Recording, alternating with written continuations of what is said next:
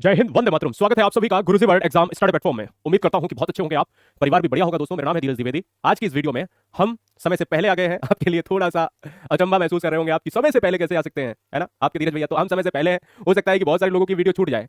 बोले कि क्यों सर छूट जाए, क्योंकि वो तो इंतजार कर रहे होंगे। तो मैं आधे घंटे पहले आ गया हूं इस वीडियो में, पहली बार आ गया हूं। चलो भाई, आपका स्वागत, हार्दिक अभिनंदन करता हूं। दोस्तों गुड इवनिंग, कैसे आप सब। आज दोस्तों प्रगतिशील शिक्षा की बात करेंगे। प्रोग्रेसिव क्लासरूम की जब भी हम बात करते हैं, प्रोग्रेसिव एजुकेशन की बात करते हैं, तो इसे कहते हैं प्रगतिशील शिक्षा। 15 मिनट का 10 मिनट का टॉपिक है। 2 से 3 क्वेश्चन बन जाते हैं यहाँ से। एग्जाम में अच्छे से कॉन्सेप्ट को समझ लो, क्योंकि हम जितना बड़ा टॉपिक होगा हम उसको बहुत कम में, बहुत शॉर्ट टाइम में हम कर देते हैं। तो याद रखना है, हमारी क्लास को बहुत छोटे में आप बहुत कुछ कवर कर पाओगे। नमस्ते जी, नमस्ते, कैसे हो आप सब। बहुत बढ़िया, बहुत सुंदर, आवाज क्लियर है। देखो, प्रोग्रेसिव क्लासरूम में क्या है, चाइल्ड डेवलपमेंट को हम पढ़ रहे हैं। ये एक्चुअल में क्या है, व्हाट इज इट, यानी प्रोग्रेसिव क्लासरूम, प्रगतिशील शिक्षा क्या, किस पर बल देती है, क्या है। एक्चुअल में ये लर्निंग बाय डूइंग प्रोसेस पर आधारित है। लर्निंग बाय डूइंग प्रोसेस की बात हम कर रहे हैं। अब अगर मैं आपसे बोलूं कि लर्निंग बाय डूइंग प्रोसेस क्या है, यानी लर्निंग बाय डूइंग प्रोसेस को कहते हैं करके सीखना। करके सीखना क्या है, यानी जब बच्चा करेगा, जब बच्चा खुद करेगा तो ही बच्चा सीखेगा। यानी रोट लर्निंग नहीं करनी है। आजकल के एजुकेशन सिस्टम में क्या मनाही है, बच्चे को रटंत प्रणाली पर नहीं डिपेंड रहना है। बच्चे को कैसे, किस पर डिपेंड रहना है, doing, learning by doing process, a student centred approach. यानी प्रगतिशील शिक्षा जो है, ये क्या है, ये प्रगतिशील शिक्षा किस पर है। जब आप प्रगतिशील शिक्षा की बात करते हो तो यही प्रगतिशील शिक्षा का पहला प्रमाण देखने को मिलता है। दोस्तों, प्रगतिशील शिक्षा का पहला प्रमाण क्या देखने को मिलता है कि भाई यह स्टूडेंट सेंटर्ड है। स्टूडेंट सेंटर्ड का मतलब है कि ये दोस्तों बाल केंद्रित पद्धति है। कैसी है, प्रगतिशील शिक्षा किस पर बल देती है, बाल केंद्रित शिक्षा पर। तो इसे कहते हैं चाइल्ड सेंटर्ड एजुकेशन। यानी बाल केंद्रित क्या होता है, यानी एक जैसे आप टीचर है, अध्यापक है, अध्यापिका है, तो समझ लीजिए। गुड इवनिंग, कैसे हो आप सब, आपको सैल्यूट है। आप इतनी मेहनत कर रहे हो मेरे साथ, पहली बार है या दूसरी बार है, कैसे भी है, जज्बा है आपको, उसके लिए सैल्यूट है। देखो, बाल केंद्रित शिक्षा क्या, जैसे आप विद्यालय में जाते हैं, आप ट्यूशन पढ़ाते हैं, तो आप अपने हिसाब से चलेंगे या बच्चे के हिसाब से, मुझे बताओ। तो आप, बहुत सारे लोग कहेंगे मैं तो अपने हिसाब से चलूंगा, है ना। तो मैं आपसे कह रहा हूं कि नहीं, बच्चे को केंद्र में रखकर यदि एक टीचर पढ़ाता है, यदि एक स्कूली व्यवस्था बच्चे को केंद्र में रखकर ही संचालित होती है सुचारू रूप से, वही है बाल केंद्रित चाइल्ड सेंटर्ड एजुकेशन। मेरी बात को समझ गए, ये बात ध्यान में रख लीजिएगा। क्लियर है, चलेगा, बहुत बढ़िया। तो ये बाल केंद्रित शिक्षा। तो जब बाल केंद्रित शिक्षा होगी तो वो कैसी होगी, लर्निंग बाय डूइंग प्रोसेस पर। यानी लर्निंग बाय डूइंग प्रोसेस क्या है, ये है करके सीखना। इंग्लिश वर्ड जो लिखे हैं, ये परेशान तो नहीं कर रहा है, ये तो बहुत आसानी से है। तो बच्चे के हिसाब से यदि हम शिक्षा देंगे तो वो हमारा है बाल केंद्रित। और इस यही एक एजुकेशन सिस्टम में व्हाट इज इट का मतलब है कि प्रगतिशील शिक्षा क्या है, तो उसका एक स्वरूप है जिसमें बच्चा करके सीखता है, रोट लर्निंग अवॉइड करता है। रोट का मतलब क्या होता है, रटंत पद्धति, है ना। रटंत पद्धति क्या करनी है, बच्चे को अवॉइड करनी है। करना क्या है, लर्निंग बाय डूइंग प्रोसेस है, करके सीखना है। नो रोट मेमोराइजेशन, रटना मना है दोस्तों। क्लियर है, तो रटंत पद्धति मना है और क्या होना चाहिए, learning by doing process. Clear है, बिल्कुल सही बात, करके देखना। एक और चीज आपको समझ लेना है, एक और चीज आपको समझ लेना है। क्या समझ लेना है, क्या समझ लेना है यहां पर, कि अगर आपसे कॉन्सेप्ट में यह पूछ लिया जाए कि करके सीखने के जनक कौन है, तो मिस्टर जॉन डीवी हैं। जनक, फादर, ओरिजिन, यानी based on thoughts of John Dewey. यानी इसका मतलब यह है कि जो जॉन डीवी साहब हैं, क्या है, जॉन डीवी साहब हैं, ये क्या है, ये दोस्तों करके सीखने, करके सीखना, जो करके सीखना है ना, ये करके सीखना या प्रगतिशील शिक्षा के जनक कौन है दोस्तों, यही है मिस्टर जॉन डीवी। क्लियर है, इन्होंने ही सबसे पहले ये बताया। ये बात आपको ध्यान में रखना चाहिए। क्लियर है, बहुत बढ़िया, स्वागत है विनीता, बहुत, अमिता, अंजनी, मोनी, बहुत बढ़िया, सुधा, हाँ ठीक है, बहुत सुंदर, बहुत बढ़िया। तो ये सारी चीजें क्या है, अगर क्वेश्चन आए, ये यूपीटेट बहुत पूछता है कि करके सीखना जो है किसने सबसे पहले इस प्रोसेस को दिया है, तो मिस्टर जॉन डीवी। एक प्रोजेक्ट पद्धति और होती है, जब पद्धति वाली विधि वाली आएगी वीडियो तो हम उसमें पढ़ाएंगे, लेकिन करके सीखना जॉन डीवी। जॉन डीवी के एक शिष्य थे जिनका नाम था किल पैट्रिक। तो प्रोजेक्ट पद्धति के जनक कौन है, मिस्टर किल पैट्रिक है। क्लियर है, बात को समझ गए।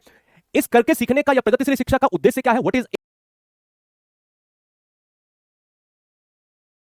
क्या है, what is aim, progressive classroom या प्रोग्रेसिव एजुकेशन, या गोल क्या है, टू क्रिएट डेमोक्रेटिक यानी लोकतांत्रिक एनवायरनमेंट, यानी ऐसा एनवायरनमेंट क्रिएट करना जो कैसा हो, लोकतांत्रिक, क्योंकि इसी लोकतांत्रिक एनवायरनमेंट में बच्चा सीखता है, इसी एनवायरनमेंट में बच्चा सीखता है, ना कि ऑटोक्रेटिक में, यानी निरंकुशवादी सिद्धांत जिसमें सत्ता पक्ष अध्यापक का हो, वो डंडे के बल पर क्लास को चुप करा रहा हो। तो ऐसा क्लासरूम नहीं चाहिए। हमें चाहिए है कि डेमोक्रेटिक एनवायरनमेंट बच्चे को देना है। Education is for social life, not just exam. Education समाज के नियमों, समाज से जुड़ा मुद्दा है। मैं आपसे एक मतलब नॉर्मल भाषा में इसको एक्सप्लेन कर रहा हूं। Not just exam, not just exam का मतलब है कि ये कोई भी परीक्षा के लिए नहीं है, केवल मात्र परीक्षा के लिए नहीं है। ये बात आपको ध्यान में रखना है। तो education is for social life, सामाजिक तौर तरीके कैसे सीखे, सामाजिक मापदंडों पर कैसे चले, नियमों का कैसे पालन करें, शिक्षा, शिक्षित होना इसलिए जरूरी है ना। अब मैं आपसे ये कहूं, सर ये इंग्लिश में क्यों है, प्रीति सिंह, मैं बोल क्या उर्दू रहा हूं, अरे कुछ भी यार तुम लोग इतना, ये क्या लिखा है, करके सीखने का जनक जॉन डीवी है। ये जनक मिस्टर जॉन डीवी को इंग्लिश में ऐसे लिख दिया, हिंदी में ये लिखा है कि क्रिएट अ डेमोक्रेटिक लोकतांत्रिक एनवायरनमेंट। एनवायरनमेंट का मतलब नहीं समझते हो अपने बच्चे को, एनवायरनमेंट। वैसे तुम लोग बहुत कहते हो यहां का एनवायरनमेंट नहीं अच्छा है, यहां का वो नहीं अच्छा, मैं यहां रह नहीं पाऊंगी, मैं वहां रह नहीं पाऊंगी, तब तुम इंग्लिश जो है बहुत जो है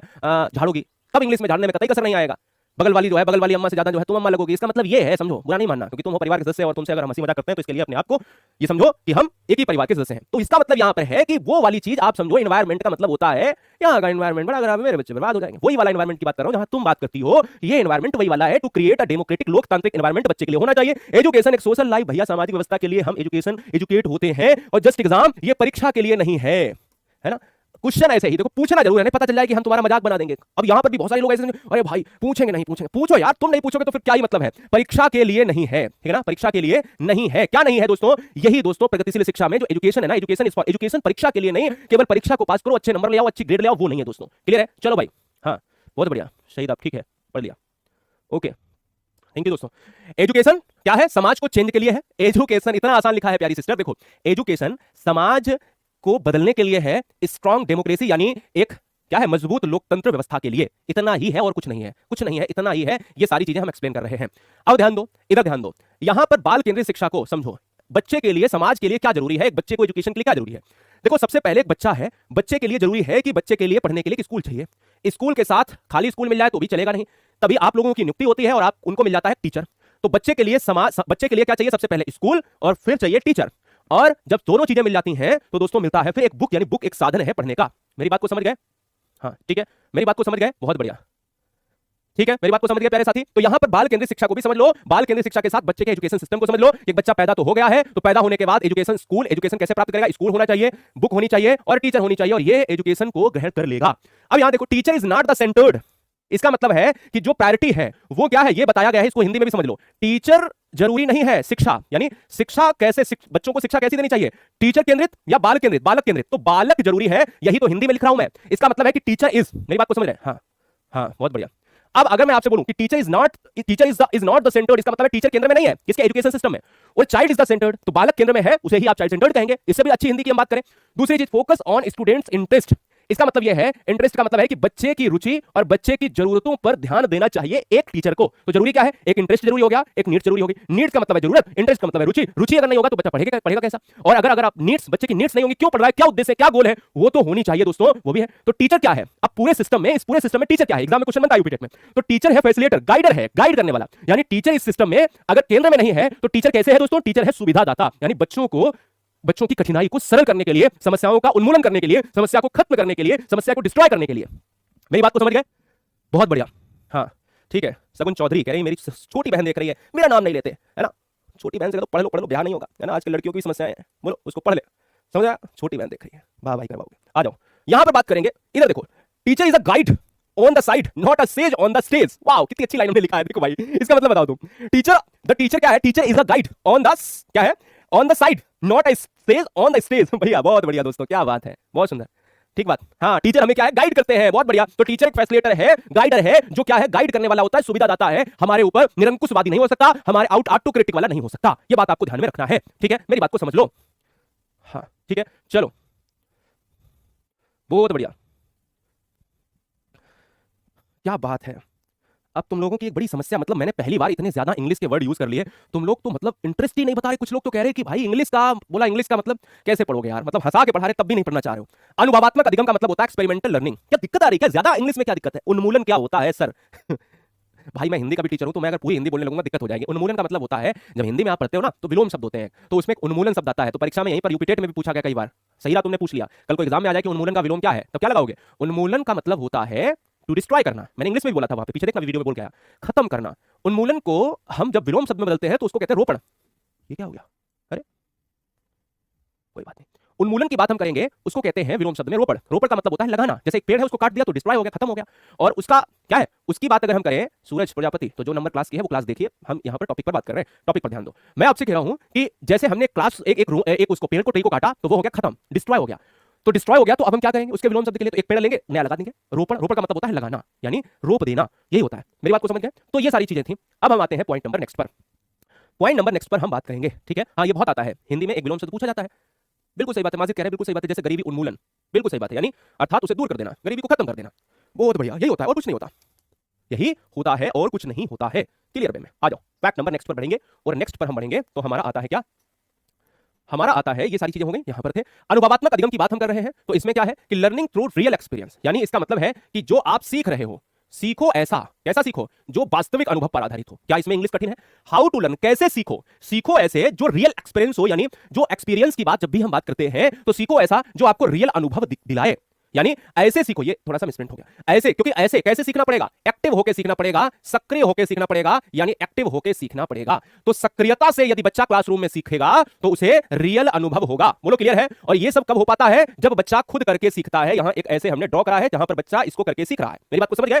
एक्टिव पार्टिसिपेशन इन एक्टिविटीज, यानी सक्रिय होकर, पहले बोला सक्रिय होकर अगर सीखोगे तो वो जो आपकी सीखने की गति है, स्पीड ऑफ लर्निंग है, रेट ऑफ लर्निंग है, वो दोस्तों क्या हो जाएगा? वो दोस्तों बढ़ जाएगा। पैसिव का मतलब क्या होता है? पैसिव का मतलब होता है निष्क्रिय। अगर तुम निष्क्रियता से सीखोगे, है ना, सीखोगे तो दोस्तों क्या होगा? वो आपको बोरियत फील कराएगा। देखो वही तो है, पैसिव लिसनिंग या पैसिव जो है learning is boring and ineffective. वो सीखना या सुनना निष्क्रिय से सीखोगे, निष्क्रियता से सीखोगे, इनएक्टिव होकर सीखोगे तो वो बोरियत फील कराएगा दोस्तों, और बोरियत फील होने के साथ ये कोई भी इफेक्ट नहीं डालेगा, यानी वास्तविक अनुभव नहीं देगा। बोलो क्लियर है? इतना आसान हो सकता है क्या? इतना आसान हो सकता है क्या? मेरी बात को समझ गए ना? मेरी बात को समझे कि नहीं समझे? सारी चीजें हो गई ना कि बोरियत से सीखोगे तो वो इफेक्टिव नहीं होगा, एक्टिविटी से सीखोगे तो वास्तविक अनुभव दिलाएगा। क्लियर है? समग्र विकास, प्रगतिशील शिक्षा में होलिस्टिक डेवलपमेंट, कभी भी होलिस्टिक डेवलपमेंट आ जाए तो क्या है? होलिस्टिक डेवलपमेंट होता है समग्र विकास। समग्र विकास, हाँ ठीक है, बहुत बढ़िया, बहुत सुंदर। हाँ चलो पढ़ाई पर ध्यान देंगे। Okay, no doubt. Aim is not just bookish knowledge. कभी कभी आपने देखा होगा कि जो लोग होते हैं वो बहुत किताबी कीड़ा होते हैं कि नहीं होते हैं? तो इसका मतलब यह है कि जो हमारा उद्देश्य है, जो हमारा उद्देश्य है वो ऐसा नहीं होना चाहिए कि हमें केवल किताबी दुनिया तक सीमित कर दे, हमें किताबी दुनिया तक सीमित कर दे। हाँ नथुलाल करा देंगे, परेशान मत हो, कुछ किताबी दुनिया तक कर देंगे। 20 तारीख तक मैंने बोला ना, 20 तारीख तक मैं भी थोड़ा सा बिजी रहूंगा, इसलिए मैंने कहा क्लास आज लेट वाली जल्दी करा देते हैं, है ना? तो क्लास नहीं छोड़ना चाहते। डेवलपमेंट ऑफ सोशल, यानी डेवलपमेंट ऑफ सोशल, सामाजिक स्किल जो है, यानी जो समाज की जो स्किल, देखो एजुकेशन में क्या होता है? एजुकेशन हमने कहा सोशल लर्निंग, तो जो सोशल लाइफ से जुड़ी चीजें हैं, वो समाज में कैसे तौर तरीके हैं, कैसे जीना है, कैसे दूसरों का हमें आदर सत्कार करना है, वो भी तो हमें एजुकेशन ही सिखाता है, क्योंकि समाज से जुड़ा हुआ है। तो development of social skills, development of emotional skill, भावनात्मक है, भावनात्मक स्किल के लिए ये जरूरी है, सामाजिक स्किल के लिए जरूरी है, और बौद्धिक विकास के लिए जरूरी है ना? ये सामाजिक, देखो जब आप इंटेलेक्चुअल, इमोशनल, सोशल, यानी सामाजिक, भावनात्मक और बौद्धिक विकास के लिए ये जरूरी है, ये बात दिमाग में बैठा लो। तो ये सामाजिक हो गया, ये हार्ट का मतलब आप समझ रहे हो, हार्ट एंड माइंड, जो आपके इमोशन से जुड़ा हो, जो आपके शारीरिक बौद्धिक विकास से जुड़ा हो, इन तीनों चीजों को कहते हैं होलिस्टिक डेवलपमेंट, और होलिस्टिक को ही कहा जाता है समग्र विकास। क्लियर है? चलिए ये बात दिमाग में बैठा लो। अब 2-3 पॉइंट और। लोकतांत्रिक माहौल, power of student, students can ask questions freely. इसका मतलब है कि जो विद्यार्थी हैं, हिंदी में समझ लो, जो विद्यार्थी हैं वो पूछ सकते हैं, क्या है? पूछ सकते हैं, है ना? पूछ सकते हैं बिना झिझक के कोई भी प्रश्न पूछ सकते हैं। देखो लिखा है student can ask questions freely, बिना झिझक के क्वेश्चन पूछ पाए, वही प्रगतिशील शिक्षा है। फ्रीडम टू मेक डिसीजंस, यानी फ्रीडम जो होता है, स्वतंत्रता जो होता है, वो निर्णय क्षमता का प्रथम पायदान है। अगर हम दूसरी भाषा में इसको बोले, इसकी लैंग्वेज में ना बोले, मेरी बात को समझ गए? ये बात दिमाग में आपको बैठा लेनी है। हाँ ठीक है अजय कुमार दुबे, हम उस पर डलवा देंगे, लेकिन इतना जरूरी नहीं है। तुम्हें क्लास नंबर याद रहता है? क्लास नंबर से देखो क्या दिक्कत है भाई, पढ़ाई का कोई शॉर्टकट नहीं होता। आपने कह दिया कि हम ये वाली वीडियो छोड़ देंगे, हम वो वाली वीडियो छोड़ देंगे, तो छोड़ना तो कुछ भी नहीं है। हाँ ठीक है, माजिद नहीं कर पाएंगे। सही से देखो ना दोस्त माजिद कि हम कैसे पढ़ा रहे हैं, कैसे हम पढ़ा रहे हैं। ये दो लैंग्वेज है, इसी को दो लैंग्वेज कहते हैं, तीसरी लैंग्वेज नहीं इसको कहते हैं। इसको क्या कहते हैं? स्टूडेंट कैन आस्क, स्टूडेंट पूछ सकता है फ्रीली, तुम फ्री हो बिना झिझक के, है ना? एकदम फ्रीडम। भाई आसान तो है, विद्यार्थी पूछ सकता है बिना झिझक के कोई प्रश्न। यार कैसे व्यक्ति हैं आप? कोई भी यह समझना नहीं चाहता। क्या दिक्कत आ रही है इसमें? इसमें भी कोई दिक्कत आ रही है? वैसे इंग्लिश को बहुत हाँकोगे। चलो, aim is to make them responsible.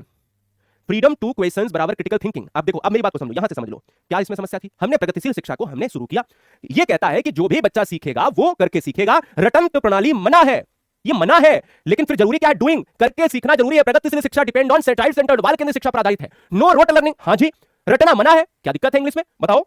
Based on thoughts of John Dewey. इसका मतलब है कि करके सीखने का जो सिस्टम है वो किसने दिया? जनक है। वो कौन है? ये जॉन डीवी है। क्या दिक्कत आ रही?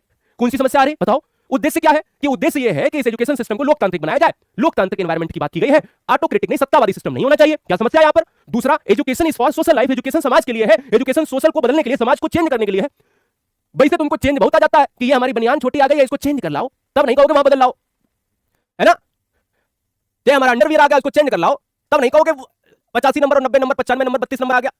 तुमको इसी भाषा में सिखाओ भाई, तुम कहते हो ऐसी चीजें। भाई चेंज का मतलब होता है social change, education social change. Education बदलने की बात है तो सोशल को बदलने की बात है। स्ट्रॉन्ग डेमोक्रेसी, डेमोक्रेसी का मतलब लोकतंत्र होता है, इससे बदला जाता है समाज, तो स्ट्रॉन्ग होती है डेमोक्रेसी, यानी लोकतंत्र व्यवस्था हमारी मजबूत होती है। आ जाओ, ऐसे ही समझाऊं तुमको बनियान और अंडरवियर और शर्ट और पैंट और जूते और मोजे से, तब तुमको समझ आता है। वहां पर तुम समझ लेते हो कि फ्लिपकार्ट में जो है हमें कोई चीज समझ नहीं आई, मेरे को वापस करना है, बोला क्या रिफंड लेना है, वहां तुम रिफंड समझ जाओगे, यहां रिफंड नहीं आएगा समझ। वहां क्या है? वहां एक्सचेंज आ जाएगा, वहां सब कुछ तुम्हें पता चल जाएगा, लेकिन यहां ना समझोगे प्यारे साथी। बाल केंद्र, teacher is not the centre, teacher कोई भी शिक्षा के केंद्र में नहीं रहता, शिक्षा के केंद्र में टीचर ना रह के शिक्षा के केंद्र में बालक रहता है। प्यारे साथी, आज ही साथी तुमको ऐसे एग्जांपल लो तब तुम्हारे समझ आता है। कहते focus on student interest, student के इंटरेस्ट पर फोकस करो। कल से पूरी हिंदी लाऊंगा भाई, आज पक गया मैं। टीचर की बात करें तो जरूरत और इंटरेस्ट जरूरी है, क्योंकि टीचर्स बच्चों की सुविधा के लिए है, फैसिलिटेटर है, गाइडर है। यही एग्जाम में क्वेश्चन बना था, यहां से इस पॉइंट को बना था, ध्यान में रखना प्यारे साथी। ठीक है, बहुत बढ़िया, बस करो सर जी। चलो भाई, ठीक है भाई, आजा यहां आजा। Problem solving curriculum. A problem solving का मतलब है समस्या समाधान।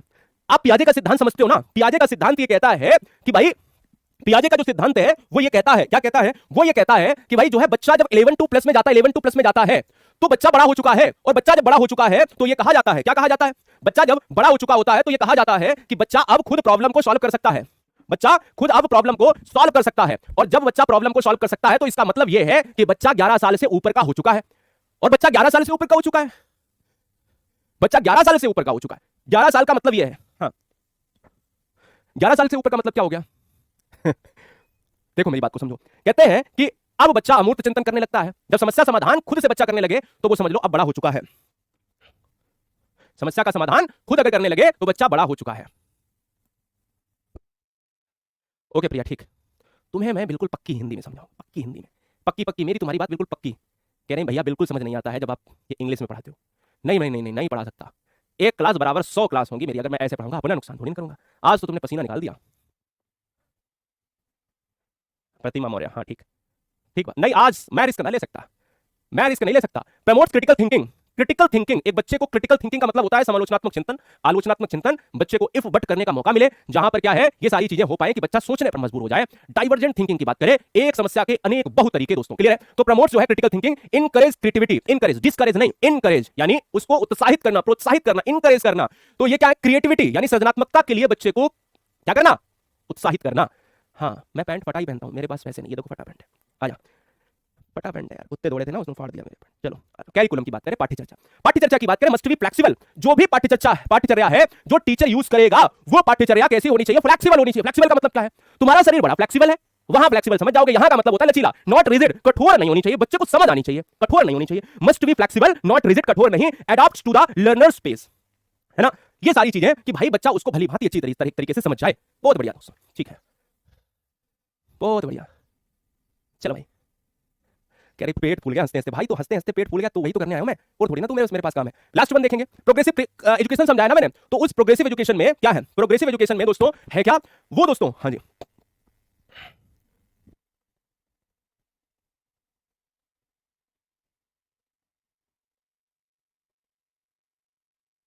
प्रोग्रेसिव एजुकेशन की बात करेंगे तो वो है जॉन डीवी के जनक है, लचीली है, लोकतांत्रिक है, सक्रियता सक्रिय है, सक्रिय है। मेरी बात को समझ गया? इस चीज को आपको समझ जाना है, मेरी बात को समझे या नहीं? चाइल्ड सेंटर्ड है और लर्निंग बाय डूइंग करके सीखने पर आधारित है। हाँ ठीक है, बहुत बढ़िया,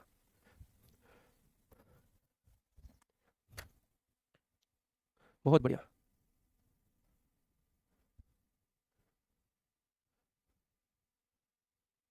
चलो, तो ये सारी चीजें आज की इस वीडियो में हमने कर ली हैं। उम्मीद करता हूं कि सारी चीजें आपने भी कर ली होंगी। मिलता हूं दोस्तों नेक्स्ट वीडियो में, तब तक के लिए जय हिंद। आप सब बहुत बढ़िया तरीके से पढ़ते रहो जितने भी हैं, और आज की क्लास को एंजॉय करने के लिए आपका धन्यवाद।